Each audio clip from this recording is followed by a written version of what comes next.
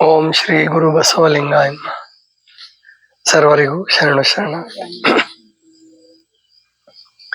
ಮರ್ತ್ಯಲೋಕದ ಮಹಾಮನೆ, ಮರ್ತ್ಯಲೋಕದ ಮಹಾಮನೆ ಹಾಳಾಗಿ ಹೋಗಬಾರದೆಂದು ಕರ್ತ ನಟ್ಟಿದನಯ್ಯ ಒಬ್ಬ ಶರಣನ. ಆ ಶರಣ ಬಂದು ಕಲ್ಯಾಣವೆಂಬ ಶಿವಪುರವ ಕೈಲಾಸವ ಮಾಡಿ ರುದ್ರಗಣ ಪ್ರಮಥಗಣಗಳೆಲ್ಲರ ಹಿಡಿತಂದು ಅಸಂಖ್ಯಾತರೆಂದು ಹೆಸರಿಟ್ಟು ಕರೆದು ಭಕ್ತಿಯ ಕುಳಸ್ಥಳವ ಶ್ರುತದೃಷ್ಟ ಪವಾಡದಿಂದ ಮೆರೆದು ತೋರಿ ಜಗಮರಿಯಲು ಶಿವಾಚಾರದ ಧ್ವಜವನ್ನೆತ್ತಿಸಿ ಮರ್ತ್ಯಲೋಕ ಶಿವಲೋಕವೆರಡಕ್ಕೆ ನಿಚ್ಚಣಿಕೆಯಾದನು. ಆ ಶಿವಶರಣನ ಮಹಾಮನೆಯೊಳಗಿಪ್ಪ ಗಣತಿಂಥಿಣಿಯ ಕಂಡು ಎನ್ನ ಮನ ಉಬ್ಬಿ ಕೊಬ್ಬಿ ಹರುಷದೊಳೋಲಾಡುತ್ತಿದ್ದೆನಯ್ಯ.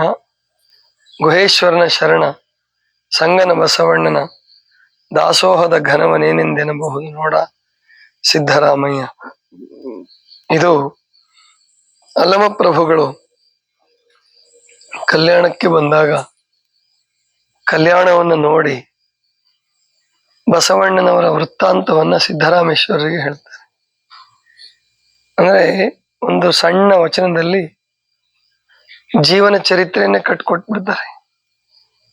ಮರ್ತ್ಯಲೋಕದ ಮಹಾಮನೆ ಹಾಳಾಗಿ ಹೋಗಬಾರದೆಂದು ಕರ್ತನಟ್ಟಿದನಯ್ಯ ಒಬ್ಬ ಶರಣನ.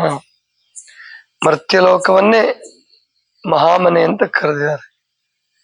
ಕನ್ನಡದಲ್ಲಿ, ಕನ್ನಡ ಭಾಷೆಯಲ್ಲಿ ಮಹಾಮನೆ ಎನ್ನುವ ಶಬ್ದ ಸಿಗೋದು ಶರಣರ ವಚನದಲ್ಲಿ ಮಾತ್ರ. ಅದು ಬಸವಣ್ಣನವರು ತಾವು ವಾಸ ಮಾಡ್ತಾ ಇದ್ದಂತಹ ಮನೆಗೆ ಮಹಾಮನೆ ಅಂತ ಕರೀತಾರೆ. ಪ್ರಾಯಶಃ ಅನುಭವ ಮಂಟಪ ನಿರ್ಮಾಣ ಆಗೋದಕ್ಕೆ ಮೊದಲೇ ಮಹಾಮನೆ ನಿರ್ಮಾಣ ಆಯ್ತು. ಆ ಮಹಾಮನೆಯಲ್ಲಿ ಪ್ರತಿನಿತ್ಯ ಈಗ ನಾವು ನೀವು ಹೆಂಗ್ ಸೇರ್ಕೊಳ್ತೀವಿ, ಆ ಹಾಡೋ ವಚನ ಪ್ರಾರ್ಥನೆ ಹೀಗೆ ಮಾಡ್ತೀವಿ, ಹಾಗೆ ಅಲ್ಲಿಯೂ ಪ್ರಾರಂಭ ಆಗಿರ್ಬೋದು. ಅದೇ ಮುಂದೆ ಬರ್ತಾ ಬರ್ತಾ ಅನುಭವ ಮಂಟಪದ ಸ್ಥಾಪನೆಗೆ ಅಡಿಗಲ್ಲು ಅಂದ್ರೆ ತಳಪಾಯವಾಗಿ ಪರಿಣಮಿಸಿದೆ ಅಂತ ಕಾಣಿಸುತ್ತೆ. ಅದಕ್ಕೆ ತಮ್ಮ ಮನೆಯಲ್ಲಿ ಯಾವ ಭೇದವಿಲ್ಲದೆ ಎಲ್ಲರಿಗೂ ಪ್ರವೇಶ ಕೊಟ್ಟಿದ್ರು. ಆದ್ರಿಂದ ಅದು ಮಹಾಮನೆ. ಅಂದ್ರೆ ಸಾಮಾನ್ಯ ನಿಮ್ಗೆಲ್ಲ ಗೊತ್ತಿದೆ, ಮನೆ ಅಂದ ಕೂಡಲೇ ರಕ್ತ ಸಂಬಂಧಿಗಳು ಮಾತ್ರ ವಾಸ ಮಾಡ್ತಕ್ಕಂಥದ್ದು. ಗಂಡ ಹೆಂಡತಿ ಮಕ್ಕಳು, ಅಜ್ಜ ಅಜ್ಜಿ ಅಥವಾ ಅತ್ತೆ ಮಾವ, ತಂದೆ ತಾಯಿ, ಈ ತರ. ಆದರೆ ಮಹಾಮನೆಯಲ್ಲಿ ರಕ್ತ ಸಂಬಂಧಿಗಳು ಇರಬಹುದು, ರಕ್ತ ಸಂಬಂಧಿಗಳು ಅಲ್ಲದವರು ಇರಬೇಕು, ಭಕ್ತಿ ಸಂಬಂಧಿಗಳು ಇರಬೇಕು. ಅದು ಮಹಾಮನೆ. ಜಾತಿ ಕುಲ ಗೋತ್ರ ಯಾವುದೇ ಭೇದವಿಲ್ಲದೆ ಎಲ್ಲರೂ ವಾಸ ಮಾಡ್ತಕ್ಕಂಥದ್ದು ಅದು ಮಹಾಮನೆ. ಅಂತಹ ಮಹಾಮನೆ ಬಸವಣ್ಣನವರದಾದ್ರೆ ಅಲ್ಲಮ ಪ್ರಭುಗಳು ಬಸವಣ್ಣನವರ ಕೆಲಸವನ್ನು ನೋಡಿ ಈ ಮರ್ತ್ಯಲೋಕದ ಮಹಾಮನೆ ಅಂತ ಹೇಳ್ತಾರೆ. ಮರ್ತ್ಯಲೋಕ ಅಂದ್ರೆ ಭೂಲೋಕ.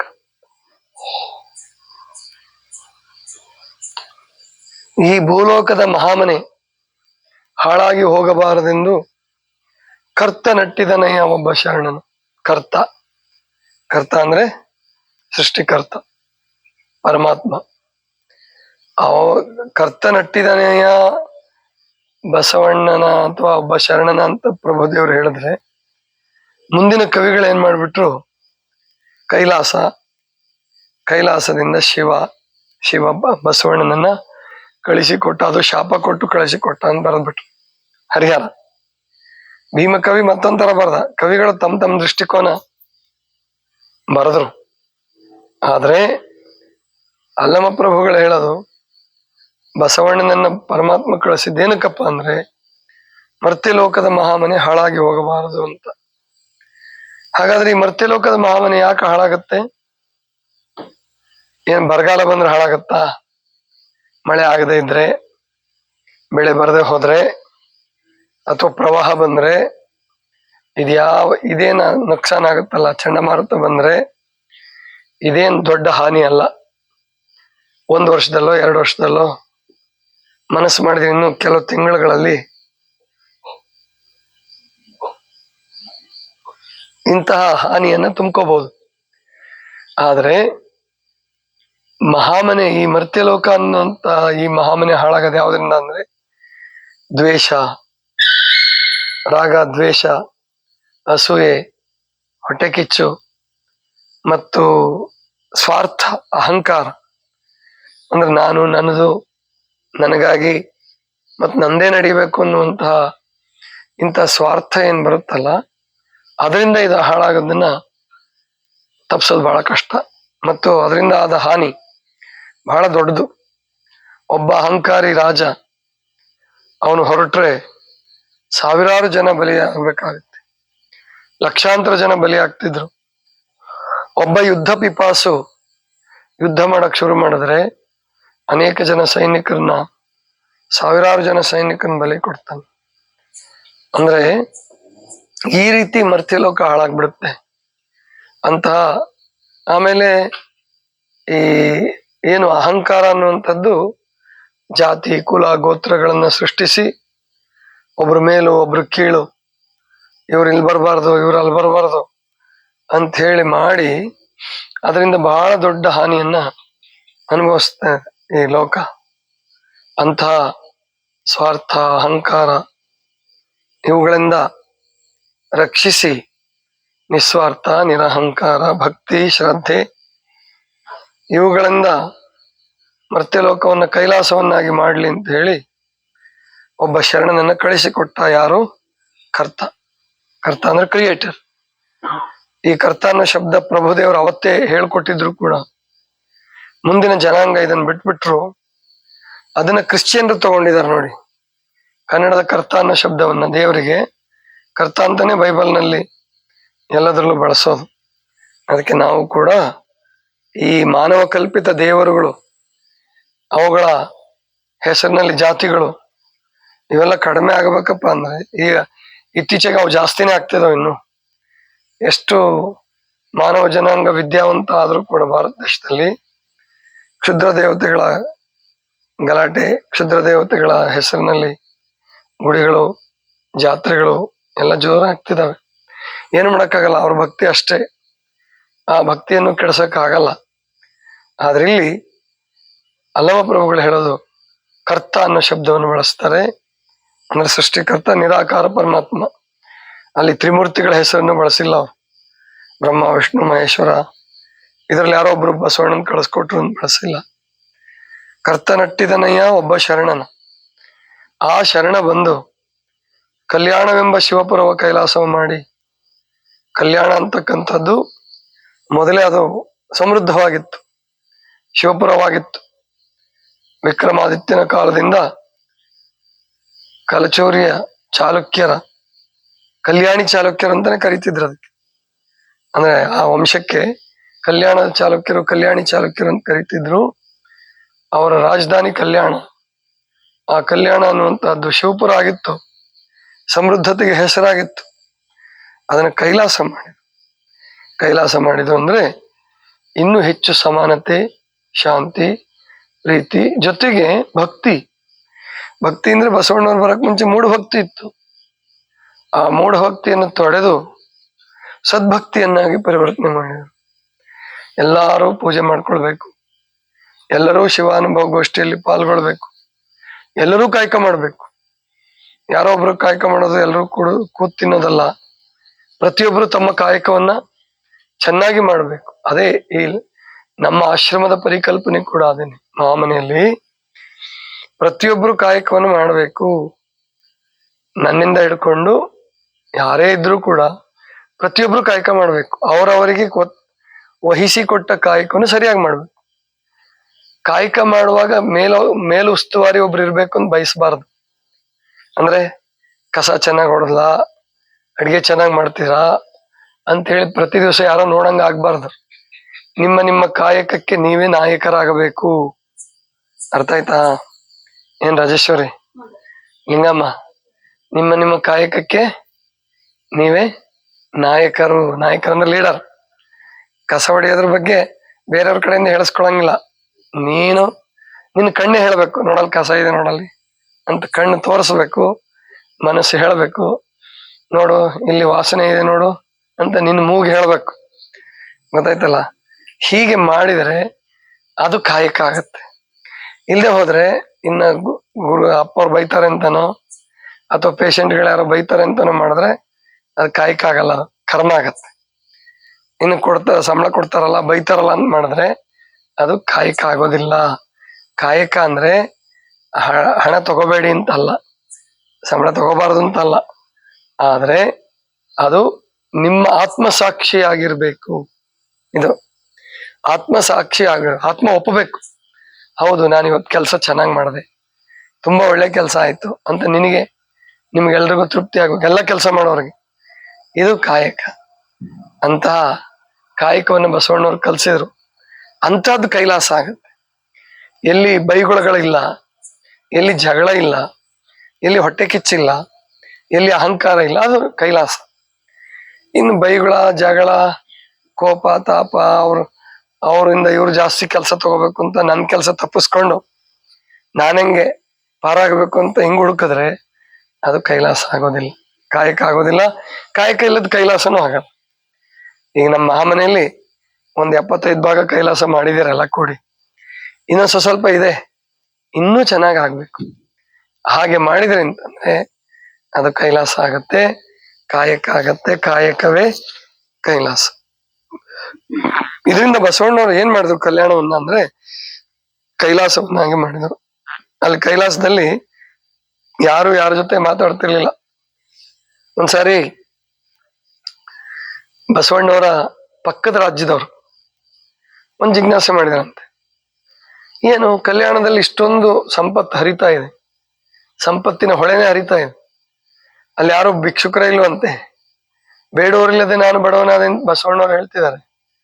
ಹಾಗಾದ್ರೆ ಅವನ್ ಮಂತ್ರಿ ಸಭೆ ಕರೆದ ರಾಜ, ಕಲ್ಯಾಣದಲ್ಲಿ ಏನ್ ಮಾಡಿ ಅವರು ಇದಿಷ್ಟೆಲ್ಲ ಸಮೃದ್ಧತೆ ಸಾಧಿಸಿರ್ಬೋದು? ಅವಾಗೊಬ್ಬ ಮಂತ್ರಿ ಹೇಳ್ದ, ಇಲ್ಲ ಅವ್ರಿಗೇನೋ ಮಂತ್ರದಂಡ ಇದೆಯಂತೆ, ಮ್ಯಾಜಿಕ್ ದೊಣ್ಣೆ, ಮ್ಯಾಜಿಕ್ ಬಡಿಗೆ ಐತಂತೆ, ಅದು ಮ್ಯಾಜಿಕ್ ಸ್ಟಿಕ್, ಅದನ್ನ ಪೂಜೆ ಮಾಡ್ಬಿಟ್ರೆ ದಿವಸ ಬೆಳಗ್ಗೆ ಚಿನ್ನದ ನಾಣ್ಯ ಉದುರಿಸ್ಬಿಡುತ್ತಂತೆ, ಅದರಿಂದ ಇಷ್ಟು ಸಮೃದ್ಧವಾಗಿದೆ ಕೈಲಾಸ ಅಂತ ಒಬ್ಬ ಹೇಳ. ಇಲ್ಲ ಇಲ್ಲ ಅದೆಲ್ಲ ಸುಳ್ಳು, ಅವ್ರೇನು ಲಿಂಗ ಎಲ್ರ ಕೈಗೂ ಲಿಂಗ ಕೊಟ್ಟಿದಾರಂತೆ, ಪೂಜೆ ಮಾಡ್ಕೊಂತಾರಂತೆ, ಆ ಲಿಂಗ ಅವ್ರಿಗೆ ಬೇಡಿದ್ದೆಲ್ಲ ಕೊಟ್ಬಿಡುತ್ತಂತೆ, ಇಷ್ಟು ಲಿಂಗವಂತೆ ಅಂತ ಇನ್ನೊಬ್ಬ ಹೇಳ. ಅವನ್ ರಾಜ ಏನ್ ಮಾಡ್ದ, ಒಂದಿಬ್ರನ್ನ 3 ಜನ 4 ಒಬ್ಬನ್ ಕಳಿಸ್ಕೊಟ್ಟ, ಗುಪ್ತಚರ ಗೂಢಚಾರನ್ ಕಳಿಸ್ಕೊಟ್ಟ, ಹೋಗು ಬಸವಣ್ಣವರು ಏನ್ ಉಪಾಯ ಮಾಡ್ತಿದಾರೆ ಅದ್ ನಮ್ಮ ರಾಜ್ಯದಲ್ಲಿ ಮಾಡ್ಬೇಕು, ಅದಕ್ಕೆ ನೋಡ್ಕೊಂಬರಾಗ ಅಂತ ಕಳ್ಸಿದ್ರು. ಗುಪ್ತಚರ ಅಂದ್ರೆ ಗೊತ್ತಾಯ್ತಲ್ಲ ಏನ್ ರಾಜೇಶ್ವರಿ? ಗುಪ್ತಚರ ಅಂದ್ರೆ ಗುಟ್ಟಾಗಿ ಹೋಗೋದು, ವೇಷ ಮರೆಸ್ಕೊಂಡು ಹೋಗೋದು. ರಾಜೇಶ್ವರಿ ಏನ್ ಗೊತ್ತಾಗಂಗಿಲ್ಲ. ಇವಾಗ ನೀ ಸೀರೆ ಉಟ್ಕೊಂತಿದ್ರೆ ಚೂಡಿದಾರ ಹಾಕೊಂಡು ಮಸ್ತಾಗಿ ಇನ್ನೇನೇನೇನೋ ಹಚ್ಕೊಂಡು ಯಾರೋ ನಗರ ಪ್ರದೇಶದವ್ರು ಹಂಗ್ ಬಂದೆ ಅಂದ್ರೆ ಗುಪ್ತಚರಳು ನೀನು ಅಂತ ಗೊತ್ತಾಯ್ತಲ್ಲ. ಹಂಗೆ ಯಾರನ್ನ ಕಳಿಸ್ಕೊಟ್ರು, ಗೊತ್ತಾಯ್ತಲ್ಲ. ಬಸವಣ್ಣವ್ರು ಹಂಗ್ ಬಂದ್ ಮಡಿವಾಳ ಮಚ್ಚಿದೇವ್ರು ಬಟ್ಟೆ ತೊಳಿತಿದ್ರು. ಮಡಿವಾಳ ಮಚ್ಚಿದೇವ್ರ ಹತ್ರ ಹೋದ. ಮಚ್ಚಿದೇವ್ರೆ, ನಿಮ್ಮ ಹೆಸರು ನಾನು ಕೇಳಿದೀನಿ, ಬಹಳ ಪರಾಕ್ರಮಿಗಳಂತೆ ನೀವು, ಬಸವಣ್ಣವ್ರಿಗೆ ತುಂಬಾ ಬೇಕಾದವ್ರಂತೆ. ಬಸವಣ್ಣವ್ರು ಇಷ್ಟೆಲ್ಲ ಕೆಲಸ ಮಾಡ್ಬೇಕಾದ್ರೆ ಏನ್ ಕಾರಣ? ಅವ್ರ ಹತ್ರ ಏನೋ ಮಂತ್ರದಂಡ ಇದೆಯಂತಲ್ಲ, ಅದರಿಂದ ಚಿನ್ನದ ನಾಣ್ಯ ಉದುರುತ್ತಂತಲ್ಲ, ನಿಜನಾ? ಅವ್ರು ಸುಮ್ಮನೆ ಕೇಳಿಸ್ಕೊಂಡು ಇದಕ್ಕೆಲ್ಲ ಉತ್ತರ ಸಾಯಂಕಾಲ ಕೊಡ್ತೀನಪ್ಪ, ಈಗ ಮಾತಾಡಂಗಿಲ್ಲ ನಾವು ಕಾಯಕ ಮಾಡುವಾಗ, ಬಾ ಹೋಗಂತ ಕಳ್ಸಿದ್ರಂತ. ಸರಿ, ಅವ್ರು ಇನ್ನೊಬ್ರ ಹತ್ರ ಹೋದ, ಅಲ್ಲಿ ಒಕ್ಕಲಿಗ ಮುದ್ದಣ್ಣ ಬೇಸಾಯ ಮಾಡ್ತಿದ್ದ, ಅವನ ಹತ್ರ ಹೋದ. ಹೋಗಿ ಅವರು ಆಹಾರ ಹಂಗೆ ಗಳೆ ಉಡ್ತಾನೆ ಇದ್ರು, ನಿಲ್ಲಿಸ್ಲಿಲ್ಲ ಅವ್ರೇನು. ನಮಸ್ಕಾರ ರೀ ಇಂದ, ಶರಣಾರ್ಥಿಯಪ್ಪ ಅಂದ್ರು. ಏನು? ಹಿಂಗ್ರಿ, ನಾನು ಬೇರೆ ಕಡೆಯಿಂದ ಬಂದಿದ್ದೀನಿ, ಬಸವಣ್ಣವ್ರ ಹತ್ರ ಏನೋ ಮಂತ್ರದಂಡ ಇದೆಯಂತೆ, ಅದು ಹಣನ ಉದುರಿಸ್ತಂತೆ, ಬಂಗಾರದ ನಾಣ್ಯ ಉದುರಿಸ್ತಂತೆ, ಇಷ್ಟಲಿಂಗ ಅಂತ ಏನೋ ಇದೆಯಂತೆ, ಬೇಡಿದ್ದನ್ನೆಲ್ಲ ಕೊಡುತ್ತಂತೆ. ಹೌದೇನ್ರಿ? ಸಾಯಂಕಾಲ ಬಾ, ಉತ್ತರ ಕೊಡ್ತೀನಿ. ಅವ್ರು ಹಂಗೆ ಅಂದ್ರು. ಆಮೇಲೆ ಅಂಬಿಗರ ಚೌಡಯ್ಯನವ್ರ ಹತ್ರ ಹೋದ. ಅವ್ರು ನದಿ ದೋಣಿ ಎಲ್ಲ ತಯಾರಿ ಮಾಡ್ಕೊಂತಿದ್ರು. ಇನ್ನ ದೋಣಿ ಈ ಕಡೆ ಹೋದ್ರೆ ಆ ಕಡೆಯಿಂದ ಬರೋದು ಇನ್ನೆಷ್ಟು ಹೊತ್ತಾಗತ್ತೆ. ಚೌಡಯ್ಯನವ್ರ ಜಲ್ದಿ ಉತ್ತರ ಕೊಡ್ರಿ ನನಗೆ ಅಂದ. ಏನಪ್ಪ? ಏನೋ ಬಸವಣ್ಣವ್ರ ಹತ್ರ ಏನೋ ಮ್ಯಾಜಿಕ್ ಇದೆ ಅಂತೆ. ಮ್ಯಾಜಿಕ್ ಅನ್ನ ಅವಾಗ ಇಂಗ್ಲಿಷ್ ಬಂದಿರ್ಲಿ ಇನ್ನು, ಗೊತ್ತಾಯ್ತಲ್ಲ, ಮಂತ್ರದಂಡ ಇದೆಯಂತೆ. ಮತ್ತೆ ಏನು ವಿಶೇಷ ಅದೇನಾದ್ರೂ ಇದೆಯಾ, ಸಾಯಂಕಾಲ ಬಾ ಅಂದ್ರ ಅವ್ರನ್ನು.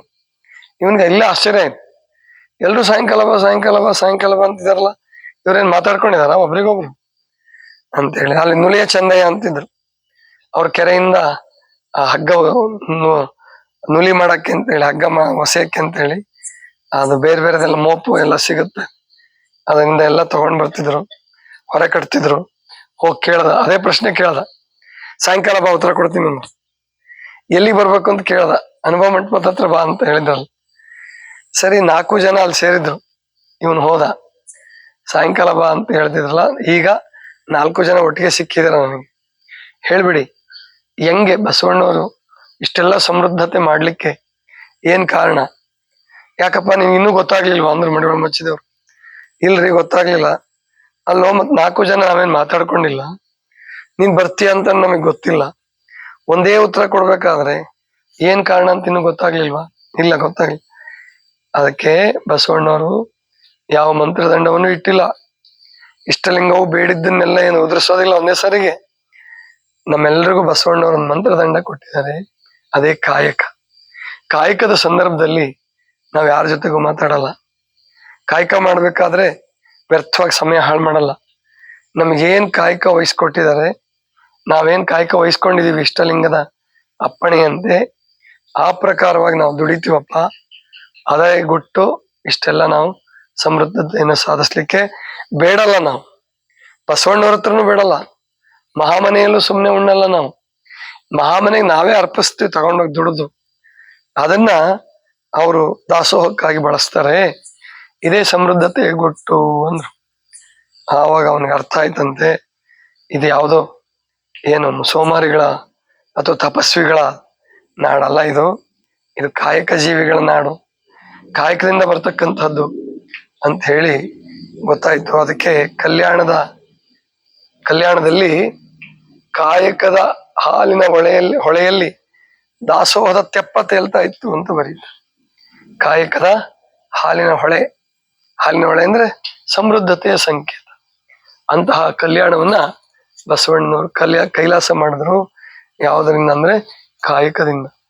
ಕಲ್ಯಾಣ ಎಂಬ ಶಿವಪರ್ವ ಕೈಲಾಸವು ಮಾಡಿ ರುದ್ರಗಣ ಪ್ರಮಥಗಣಗಳೆಲ್ಲರ ಹಿಡಿತಂದು ಅಸಂಖ್ಯಾತರೆಂದು ಹೆಸರಿಟ್ಟು ಕರೆದು.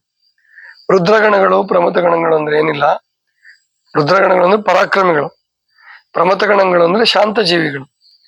ಈ ಉಗ್ರಗಾಮಿಗಳು ಮಂದಗಾಮಿಗಳು ಅಂತಿದ್ರು ಸ್ವಾತಂತ್ರ್ಯ ಹೋರಾಟದ ಸಂದರ್ಭದಲ್ಲಿ. ಕ್ರಾಂತಿಕಾರಿಗಳು ಶಾಂತಿವಾದಿಗಳು ಅಂತ ಇರ್ತಿದ್ರು.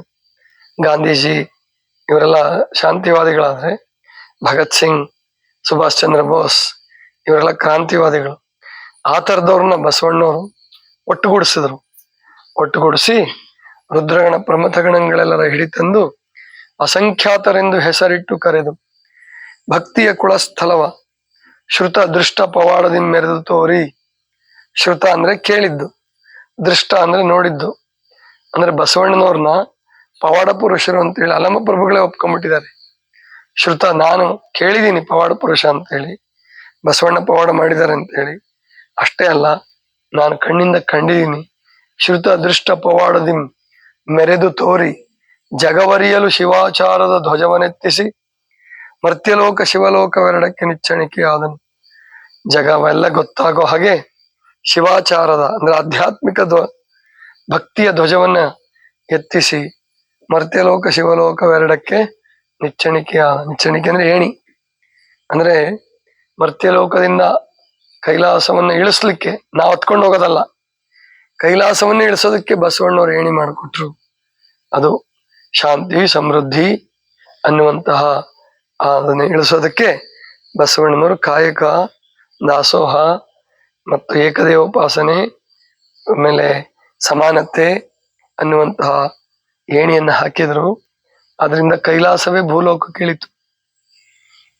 ಮರ್ತ್ಯಲೋಕ ಶಿವಲೋಕವೆರಡಕ್ಕೆ ನಿಚ್ಚಣಿಕೆಯಾದನು. ಆ ಶಿವಶರಣನ ಮಹಾಮನೆಯೊಳಗಿಪ್ಪ ಗಣತಿಂಥಿಣಿಯ ಕಂಡು ಎನ್ನ ಮನ ಉಬ್ಬಿ ಕೊಬ್ಬಿ ಹರುಷದೊಳೋಲಾಡುತ್ತಿದ್ದನು. ಆ ಶಿವಶರಣ ಅಂದ್ರೆ ಬಸವಣ್ಣನ ಮಹಾಮನೆಯಲ್ಲಿ ಇದ್ದಂತಹ ಏನು ಆ ಗಣಗಳ ತಿಂತಿಣಿಯ ಕಂಡು, ಗಣ ಸಮೂಹ, ತಿಂತಿಣಿ ಅಂದ್ರೆ ಜನಸಮೂಹ ಬರ್ಬೇಕು ನೋಡಿ. ಈಗ ನಾವಿಷ್ಟು ಜನ ಇಲ್ಲಿ ಕೂತಿದೀವಿ ಅಂತ ಚಂದ ಕಾಣಿಸ್ತಾ ಇದೆ, ಪ್ರಾರ್ಥನೆ ಚೆನ್ನಾಗತ್ತೆ, ಒಬ್ರಿಗೊಬ್ರು ನೋಡ್ಲಿಕ್ಕೆ ಸಂತೋಷ ಆಗುತ್ತೆ. ಇನ್ನೂ ಒಂದು 10-20 ಜನ ಬಂದ್ರೆ ಇನ್ನೂ ಖುಷಿ ಆಗತ್ತೆ. ಅದ ಎಲ್ಲ ಒಂದೇ ಮನಸ್ಕರು ಬಂದ್ರೆ, ಶಾಂತ ಜೀವಿಗಳು ಬಂದ್ರೆ. ಅದ್ರ ಬದಲು ಒಂದ್ 5 ಜನ, 2 ಜನ, 3 ಜನ ಕೂತ್ಕೊಂಡ್ರೆ ಏನ್ ಚಂದ ಕಾಣುತ್ತ ಅದು ಇಲ್ಲ. ಹಾಗೆ ಸದ್ಭಕ್ತರು ಸಜ್ಜನರು ಕೂಡದಷ್ಟು ಸಂತೋಷ. ಅದಕ್ಕೆ ಈಗ ಬಸವ ಜಯಂತಿ ಇಟ್ಕೊಂಡಿರೋದು ಏನಕ್ಕೆ? ಆ ಗಣತಿಂಥಿಣಿ ಕೂಡ್ಬೇಕು, ಎಲ್ರೂ ಸಂತೋಷ ಪಡ್ಬೇಕು. ಅದಕ್ಕೆ ನಿಮ್ಮ ಆತ್ಮೀಯರಿಗೆಲ್ಲ ಹೇಳಿ, ಫೋನ್ ಮಾಡಿ, ಇಲ್ಲಿರೋರೆಲ್ಲ 3 ದಿವಸ ಅವತ್ತು ಯಾರಿಗೂ ಚಾರ್ಜ್ ಮಾಡೋದಿಲ್ಲ, ಎಲ್ರೂ ಬರ್ಬೋದು. ಈಗ ಚಿಕಿತ್ಸೆಗೆ ಅಂತ ಬಂದಿದ್ದೀರಾ ಅಂತ ಚಾರ್ಜ್ ಮಾಡ್ತೀವಿ ಅಷ್ಟೇ. ಇಲ್ಲದೆ ಹೋದ್ರೆ ಆ 3 ದಿವಸ ಎಷ್ಟು ಜನ ಬರ್ಲಿ, ಕಡೆಗೆ ರೂಮ್ಗಳು ಸಾಕಾಗದೇ ಇದ್ರೆ ಕಟ್ಟೆಗಳ ಮೇಲೆ ಉಳ್ಕೊಳ್ಳೋದು, ಕಟ್ಟೆಗಳ ಸಾಕಾಗದಿದ್ರೆ ಸ್ಟೇಜ್ ಇದೆ, ಅಲ್ಲಿ ಶೆಡ್ ಇದೆ, ಮತ್ತೆ ಎಲ್ಲ ಎಲ್ಲೆಲ್ಲಿ ಸಾಧ್ಯ ಆಗುತ್ತೋ ಎಲ್ಲ ಕಡೆ ಉಳ್ಕೊಳ್ಬೋದು. ಎಲ್ರು ಬರ್ಲಿ, ಎಲ್ಲರಿಗೂ ದೂರವಾಣಿ ಮೂಲಕ ಮತ್ತೆ ಈಗೇನು ವಾಟ್ಸಪ್ ಇದೆ, ಎಲ್ರಿಗೂ ಇನ್ವಿಟೇಷನ್ ಕಳಿಸ್ಕೊಡಿ, ಬರ್ಲಿ. ಹಿಂಗೆ ಬಸವಣ್ಣವ್ರ ಕಾಲಕ್ಕೆ ಅಷ್ಟೆಲ್ಲ ಮಹಾಮನೆಗಳಿಗೂ ಮಠ ಕಟ್ಟಿದ್ರು ಕೂಡ ಮತ್ತು ಪೌಳಿಗಳಲ್ಲೇ ಉಳ್ಕೊಳ್ತಿದ್ರು ಜನ, ಅಷ್ಟು ಜನ ಬರ್ತಿದ್ರು. ಹಂಗೆ ಆ ಮಹಾಮನೆಯೊಳಗಿಪ್ಪ, ಆ ಶಿವಶರಣನ ಮಹಾಮನೆಯೊಳಗಿಪ್ಪ ಗಣತಿಂಥಿಣಿಯ ಕಂಡು ಎನ್ನ ಮನ ಉಬ್ಬಿ ಕೊಬ್ಬಿ ಹರುಷದೊಳು ಓಲಾಡುತ್ತಿದ್ದೇನೆಯ.